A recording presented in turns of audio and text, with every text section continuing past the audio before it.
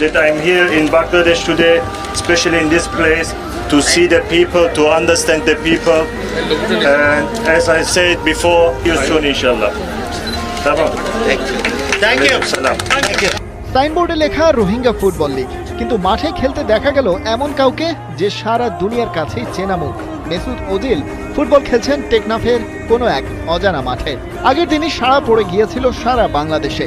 Mesut Ozil লেভেলের কোনো তারকা যে কিনা ফিফা বিশ্বকাপ জিতেছে জার্মানির হয়ে, তার ঢাকায় আসার খবর আলাদা করে প্রচারের উদ্যোগ ছিল না। তবে ওজিল বলে কথা, খবরটা তো আর চাপা থাকে না।